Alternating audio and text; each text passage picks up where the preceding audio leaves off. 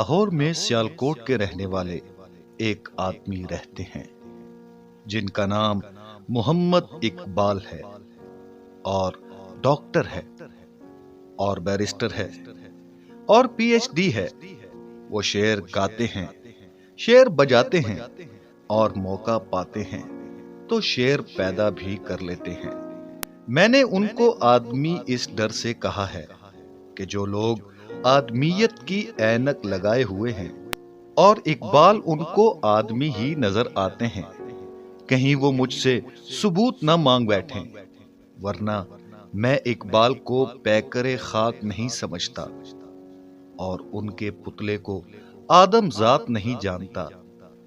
ممکن ہے کہ وہ بشر ہوں، مگر ان کی بشریت فقط ان کے بیوی بچوں یا ان کے لیے مبارک ہو جو ان کو گورا چٹا مونچھوں والا عقل مند پروفیسر بیرسٹر کہتے ہیں۔ میں نے پروفیسر اقبال کو بھی دیکھا ہے اور ڈاکٹر اقبال کو بھی، سیالکوٹی اقبال کو بھی اور لاہوری اقبال کو بھی، یورپین اقبال کو بھی دیکھا ہے اور لندنی اقبال کو بھی، مگر کبھی آدمی نہیں پایا۔ وہ ازل سے حیوان ہیں اور حیات ابدی کے نشان ہیں۔ ہندوستان کے آدمی حیوان کے لفظ کو مکروہ جانتے ہیں، مگر میں اس لفظ میں وہ جان پاتا ہوں جو ہند کے کسی انسان میں نہیں۔ برسات میں مکھیاں اور پروانے دونوں پیدا ہوتے ہیں اور دونوں جاندار کہلاتے ہیں، مگر ایک آدمی کو ستاتا ہے اور بے حیا کا نام پاتا ہے اور دوسرا شمع کے رخ پر قربان ہو جاتا ہے اور عبرت ڈھونڈنے والوں کو صبح کے وقت اپنی لاش دکھا کر رلاتا ہے۔ اقبال بھی ایک پروانہ ہے جو اندیکھی شمع کا دیوانہ ہے۔ مکھیاں اس کے اشعار کو مٹھاس سمجھ کر چاٹتی ہیں اور پروانے شعلہ سمجھ کر قربان ہونے آتے ہیں۔ اقبال ہمیشہ آسمان پر اڑتے ہیں، زمین پر کبھی آنا ہوتا ہے تو اس زمین میں جو آسمان سے زیادہ دور ہوتی ہے۔ اس لیے وہ لوگ جن کے پاس ہوائی جہاز نہیں ہے یہ کہتے رہ جاتے ہیں کہ اقبال کہاں ہے۔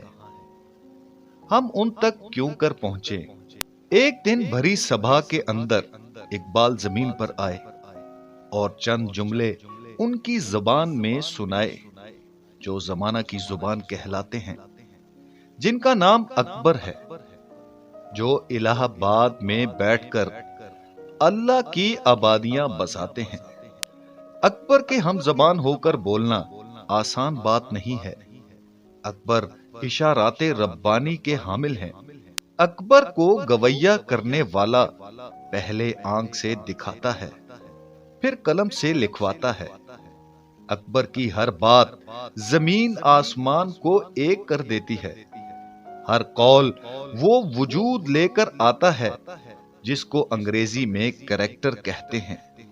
اکبر نے اس دھوپ میں بال سفید کیے ہیں جس نے اسلامی سلطنت کا باغ خشک کر دیا۔ اقبال نے اکبری زبان میں جو کچھ کہا وہ اکبری اقبال ہے۔ خلقت اس کو دیکھتی ہے کہ اقبال نے کس حد تک اکبری روش کو نبھایا ہے اور اکبر کی طرح کیوں کر تنگ قافیوں کو کشادہ کیا ہے۔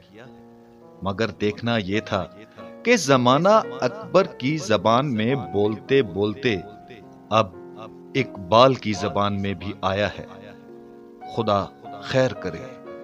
دیکھیے ان حروف کے پردہ سے کیا نکلنے والا ہے۔ ہندو استھان کی بے قراری میں کام کی باتیں درکار ہیں جن میں نتائج ہوں اور چلنے کے لیے راستہ ہو، عبرت کے لیے دل خوش کن آگائی و تنبیہ ہو۔ اکبر و اقبال کا ابتدا سے یہی شیوا رہا ہے، مگر اقبال نے اور طریق سے کہا اور اکبر نے اور پیرائی سے۔ اس نظم میں جو منشی مرغوب رقم صاحب کے ذریعہ شائع ہوتی ہے، اقبال نے اکبری نقشے قدم پر پاؤں اٹھایا ہے، اور حق یہ ہے کہ مضبوطی سے ہر نشان پر پاؤں جمایا ہے۔ مجھ سے کہتے ہیں کہ میں اس نظم پر وہ لکھوں جس کو لوگ ریویو کہتے ہیں، مگر میں پوچھتا ہوں کہ بہتے ہوئے دریا کی روانی کو اس کی کیا ضرورت ہے؟ مگر میں پوچھتا ہوں کہ بہتے ہوئے دریا کی روانی کو اس کی کیا ضرورت ہے کہ دوسرا اس کے تیز بہاؤ کی حقیقت پر لیکچر دے؟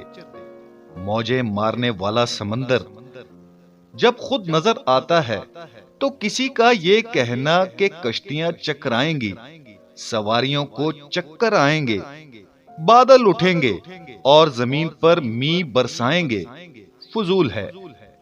جاننے والے خود جانتے ہیں کہ یہ طوفان کس موسم کی خبر دیتا ہے۔ اس واسطے میں اس نظم کے متعلق کچھ کہنا نہیں چاہتا، اور نہ کہنا ہی اس کی اعلی شان کی دلیل ہے۔ حسن نظامی۔